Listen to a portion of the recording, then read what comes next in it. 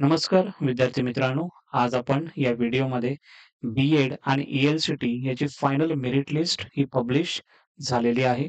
यामध्ये आपण महाराष्ट्र कॅन्डिडेट, त्यानंतर ex serviceman, outside Maharashtra student यांची आपण लिस्ट बघणार आहोत. ज्या विद्यार्थ्यांचे यामध्ये नाव आहे, त्या विद्यार्थ्यांनी कॉलेज अलॉटमेंट कधी होणार आहे, त्याची पण इन्फॉर्मेशन तुम्हाला या व्हिडिओमधून देणार आहे. पूर्ण व्हिडिओ बघा, जेणेकरून सर्व डाउट्स तुमचे या व्हिडिओमधून क्लिअर होतील. ठीक आहे. जसं की कोणत्याही आपल्या Maharashtra final merit list round 3 साठी ही सध्या ओपन करून तुम्हाला दाखवतो मी. लिस्ट महाराष्ट्र कॅन्डिडेट बी-एड साठी ही ओपन केलेली आहे मी. यामध्ये तुम्हाला एक चेक करायचं आहे, तुमचं नाव प्रॉपर आहे का हे चेक करायचं आहे. तुमचं पर्सेंटाइल जे आहे ते प्रॉपर एकदा चेक करायचं आहे. ग्रॅज्युएशनचे तुमचे मार्क्स, एच-एस-सी आणि एस-एस-सी हे प्रॉपर मार्क्स तुमचे प्रॉपर आहेत का? ॲज पर युअर कन्व्हर्जन सर्टिफिकेटनुसार हे सर्व गोष्टी तुम्हाला यामध्ये चेक करायच्या आहेत. बिकॉज जेव्हा तुमचं अलॉटमेंट होईल आणि कॉलेजमध्ये ॲडमिशनसाठी तुम्ही जाणार, त्यावेळी तुम्हाला कोणतेही प्रॉब्लेम तिकडे क्रिएट नाही झाले पाहिजेत. सो हे जर तुमचे प्रॉपरली जर असतील, तर तुम्हाला काही टेन्शन घेण्यासारखं नाहीये. तुम्ही डायरेक्टली अलॉटमेंट लिस्टची तुम्ही वेट करू शकता.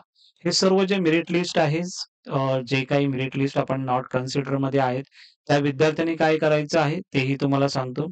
ऑलरेडी ॲडमिटेड आहे याचा अर्थ ऑलरेडी तुम्हाला कॉलेज अलॉटमेंट कॅप राउंड 1 या कॅप राउंड 2 मध्ये लागलेला असणार आहे.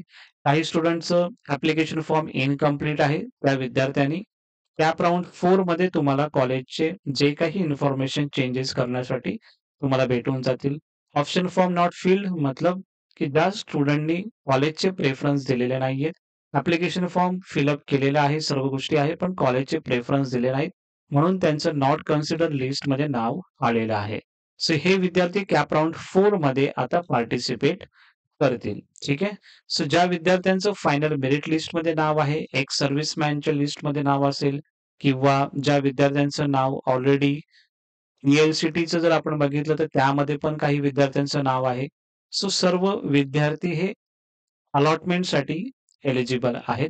हे कॉलेज अलॉटमेंट कधी होणार आहे त्याची डेट तुम्हाला मी सांगत आहे.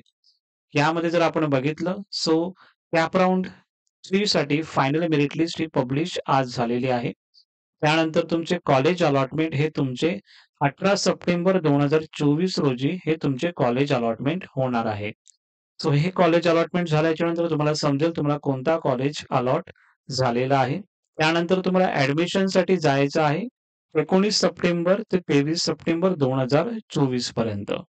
तर ही जी डेट आहे, ही डेट तुम्हाला बघायची आहे, इम्पॉर्टंट आहे.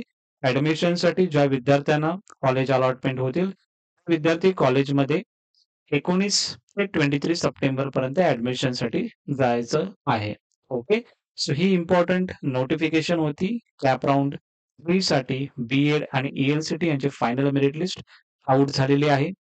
अलोकेशन कॉलेज अलॉटमेंट कधी होणार आहे त्याची डेट तुम्हाला सांगितलेली आहे आणि ॲडमिशन कधी होणार आहे त्याची पण डेट तुम्हाला सांगितलेली आहे.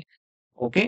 तुम्हाला जर हा व्हिडिओ इन्फॉर्मेटिव्ह वाटला असेल तर नक्की या व्हिडिओला लाईक करा, शेअर करा आणि हा तुमचा चॅनल आहे. सो डेफिनेटली याला पुढे तुम्ही पाठवा. Thank you so much.